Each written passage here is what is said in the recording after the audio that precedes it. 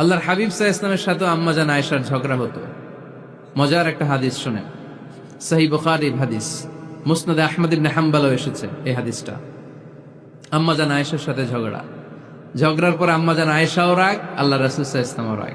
এখন রাগ মিটানোর দরকার আছে না নাই? আল্লাহ রাসূল সাল্লাল্লাহু আলাইহি ওয়াসাল্লাম বললেন, আয়েশা চলো মিটমাট করে ফেলি। সুবহানাল্লাহ কইবেন না? চলো মিটমাট করি। তো কারে ডাকবো মিটমাটার জন্য? ওমর রে ডাকি। আম্মাজান আয়েশা বলে, না, ওমর গলিফ, ওমর খুব মেজাজওয়ালা, আমার ডর লাগে। তোমার আব্বারে ডাকি। আব্বারে ডাকেন। আব্বারে ডাকেন। খুশি হয়ে গেছেন আম্মাজান আয়েশা রাদিয়াল্লাহু। আবু বকর রাদিয়াল্লাহু চলে আসলেন, দাঁড়ালেন। এবার বিষ্ণু সাল্লাল্লাহু আলাইহি ওয়াসাল্লাম বললেন, তাতাকাল্লিমিন আও আতাকাল্লাম, কি ঘটছে আমাদের মাঝে, তুমি বলবা না আমি বলবো? আম্মাজান আয়েশা বললেন, তাতাকাল্লামু আনতা ওয়ালা তাকুল ইল্লা হাক্কান, আপনিই বলেন, তবে সত্য ছাড়া মিথ্যা বললেন না।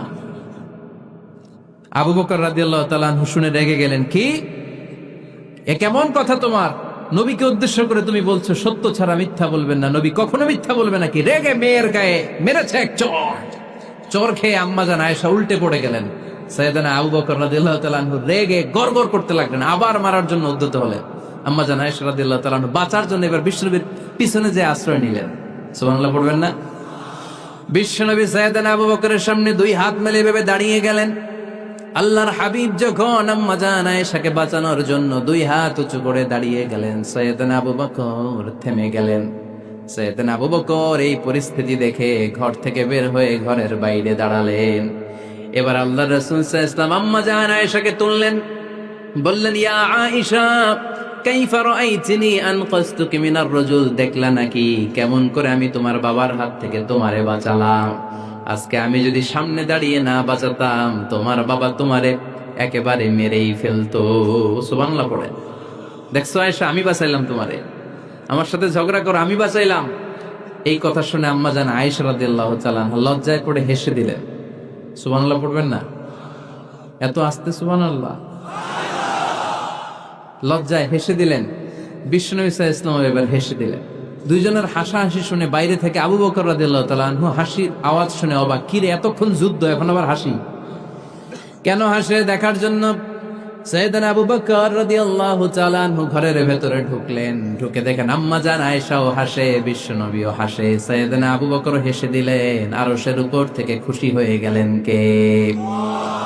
এবার সাইয়েদনা আবু বকর বলেন, ইয়া রাসূলুল্লাহ, ইয়া হাবিবাল্লাহ, আশরিকানি ফি সিলমিকুমা কামা আশরাকতুমানি ফি হারবিকুমা। নবী গো, আপনাদের দুইজনের মধ্যে যুদ্ধ লাগলে যেমনি মিটমাট করার জন্য আপনি আমারে ডাকেন, আপনাদের এই আনন্দ ঘন মুহূর্তগুলোতে শরীক হওয়ার জন্য মাঝে মাঝে আমারে ডাকেন। সুবহানাল্লাহ পড়েন। আপনাদের মধ্যে যুদ্ধ লাগলে সন্ধি করার জন্য যেমনি আমারে ডাকেন, আপনারা যখন আনন্দ ঘন পরিবেশ এরকম খুনসুটি করেন, হাসাহাসিতে মেতে ওঠেন, তখন একটু আমারে রাখেন। সুবহানাল্লাহ পড়বেন না? দেখেন, আল্লাহ রাসূল সাল্লাল্লাহু আলাইহি ওয়াসাল্লাম পৃথিবীর সবচাইতে শ্রেষ্ঠতম মানুষ। উনাদের পরিবারেও ঝগড়া হতো, কিন্তু এই ঝগড়া কোনোদিন তালাক পর্যন্ত গিয়েছে? কথা বলেন না কেন? আল্লাহর হাবিব সাল্লাল্লাহু আলাইহি ওয়াসাল্লাম তার কোন স্ত্রীকে তালাক দিয়েছেন? প্রায় আম্মাজান আয়েশার সাথে রাগারাগি হতো। আল্লাহর হাবিব সাল্লাল্লাহু আলাইহি ওয়াসাল্লাম বলতেন, আয়েশা, কখন তুমি রেগে থাকো সেটাও আমি জানি, কখন তুমি আমার উপর খুশি থাকো সেটাও আমি জানি।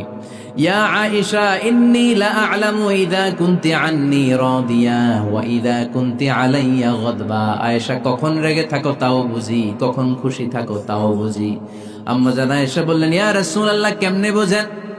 বিশ্বনবী বললেন, তোমার দোয়ার বাক্যগুলো শুনো বুঝি। যখন তুমি আমার উপরে খুশি থাকো তখন দোয়ার সময় তুমি এভাবে বলো, রব্বি মুহাম্মদ, ও মুহাম্মাদের রব, আপনি আমাদের সব গুনাহ মাফ করে দেন। আর যখন তুমি আমার উপর রেগে থাকো তখন তুমি মুনাজাতের সময় বলো, রব্বি ইব্রাহিম, ইব্রাহিমের রব, আপনি আমাদেরকে ক্ষমা করে দেন। তার মানে যখন তুমি রেগে থাকো তখন দোয়ার সময় আমার নামটা মুখে নিতে চাও না। সুবহানাল্লাহ পড়েন। তখন তুমি দোয়ার সময় অন্য নবীর নাম নাও। আম্মাজান আয়েশা বললেন, ইয়া রাসূলুল্লাহ, মা আহাজুরু ইল্লা ইসমাক, আমি তো শুধু নামটাই সরাই, আমার মুখ থেকে কেবল আপনার নামটাই সরায় রাখি, আমার হৃদয় থেকে কখনো আপনারে সরাতে পারি না। আমার হৃদয় জুড়ে আপনি, মা আহাজুরু ইল্লা ইসমাক, নবী হে, আমি শুধু দোয়ার সময় রাগের মাথায় আপনার নামটা বাদ দেই, হৃদয় থেকে তো আপনারে বাদ দিতে পারি না। সুবহানাল্লাহ পড়বেন না? তার মানে নবীদের ফ্যামিলি তো ঝগড়া এগুলো হতো, কিন্তু এটা তালাক পর্যন্ত গড়াতো না, ঠিক কিনা? সহিহ মুসলিমে এসেছে, ইন্না ইবলিসা ইয়াদাউ আরশাহু আলাল মা। ইবলিস শয়তান তার সিংহাসন গেড়েছে সাগরের উপর। কোথায়? ইবলিসের সিংহাসন কোথায়? সাগরের উপর। সুম্মা ইয়াবআসু সারায়াহু, সে প্রতিদিন সকালবেলা তার সাঙ্গপাঙ্গরে গোটা পৃথিবীতে পাঠায়, যা পৃথিবীতে ফাসাদ সৃষ্টি কর, ফাসাদ সৃষ্টি কর। ইবলিস যখন সাঙ্গপাঙ্গদেরকে গোটা পৃথিবীতে ছড়িয়ে দেয়, সারাদিন ধোকা দেওয়ার পরে, ওয়াসওয়াসা দেওয়ার পরে, রাত্রিবেলা ইবলিসের কাছে ফিরে আসে, এসে বলে, ও ইবলিস, আমি আজকে আল্লাহর বান্দাদেরকে দিয়ে মিথ্যা কথা বলিয়েছি। ইবলিস বলে, এটা তো কোনো ব্যাপারই না, এগুলাই তো তোদের কাজ। আরেক শয়তান বলে, আমি ওজনে কম দিয়েছি একজনের মাধ্যমে বাজারে। ইবলিস বলে, এটাও তেমন বড় কোনো কাজ নয়। আরেকজন বলে, আমি সুদের ডিলিংস করিয়েছি। ইবলিস বলে, এটাও কোনো কাজ নয়। আরেক শয়তান বলে, আমি মদের আড্ডাখানায় নিয়ে মসজিদে যেতে নিয়েছিল, সেখান থেকে সরিয়ে মদের আড্ডাখানায় আল্লাহর বান্দাদেরকে নিয়েছি। ইবলিস বলে, এইটাও তেমন বড় কোনো কাজ নয়। আরেক শয়তান এসে বলে, মা তারাকতুহু হাত্তা ফাররাকতু বাইনাহু ওয়া বাইনা ইমরাআতিহি, আমি এক আল্লাহর বান্দার সাথে বান্দির ঝগড়া লাগিয়ে, ঝগড়া করাতে করাতে তালাক পর্যন্ত নিয়ে গিয়েছি। মা তারাকতুহু হাত্তা ফাররাকতু বাইনাহু ওয়া বাইনা ইমরাআতিহি, আমি এক ইমানদার পরিবারকে ধ্বংসের শেষ প্রান্তে নিয়ে গিয়েছি। সামান্য ঝগড়ার পরে আমি ওয়াসওয়াসা দিতে দিতে ঝগড়া বাড়াতে বাড়াতে তালাক পর্যন্ত নিয়েছি। ইবলিস বলে, শাবাশ, তুই তো কাজের মতো কাজ করেছিস, আমার কাছে আয়, আমার কাঁধে ওঠ। ইবলিস তখন ওই শয়তানকে কাঁধে নিয়ে নাচতে শুরু করে। নাউজুবিল্লাহ পড়বেন না? এজন্য ইমানদারদের সংসার ভেঙে খান খান হোক, এটা হলে ইবলিস খুশি, আর ইমানদারের পরিবার টিকে থাকলে আমার আল্লাহ খুশি। আমরা কার খুশি চাই? এজন্য শয়তানরে খুশি হতে দেয়া যাবে না। ইমানদারদের পরিবারগুলো ঝগড়ার মাধ্যমে ভেঙে যাক, সব সময় শয়তানের মিশন এটা। আর ইমানদারদের পরিবারগুলো টিকে থাক, এটা আমার আল্লাহ সব সময় চায়। সুবহানাল্লাহ পড়েন। এজন্য ঝগড়া করবেন না। এক স্বামী ওয়াজ শুনে বাড়িতে গেছে রাত 11টায়। তো বাড়ির কাছাকাছি যেতে না যেতে স্ত্রীর আবার স্বভাব হচ্ছে রাতের খাবারটা স্বামীর সাথে একসাথে খায়, আলাদা খায় না। তো বাড়ির সামনে যেই স্বামী ফোন দিছে ওয়াইফকে, এই শুরু করার আগে দরজাটা খোলো, আমি চলে আসছি। তো ওয়াইফ এসে দরজা খুলে দিস। এবার স্বামী ঘরে ঢুকে বলে, শুরু করার আগে রাতের খাবারটা দিয়ে দাও টেবিলে, খেয়ে ফেলি। স্ত্রী বেচারি ডাইনিং টেবিলে খাবার দিয়েছে, হাজব্যান্ড বেচারা ওয়াশরুম থেকে ফ্রেশ হয়ে ডাইনিং টেবিলে বসেছে, স্ত্রীও বসেছে। তো খুব বড্ড গরম।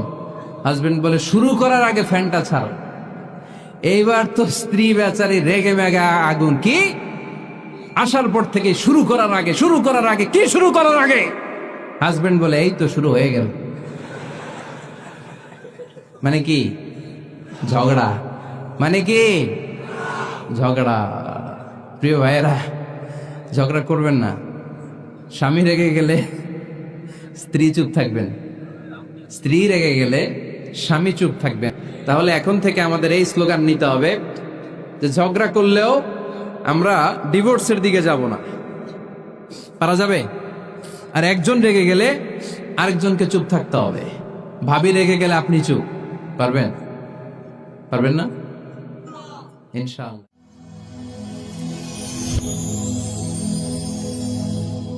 Rose TV 24. Enjoy by listening to the Holy Quran.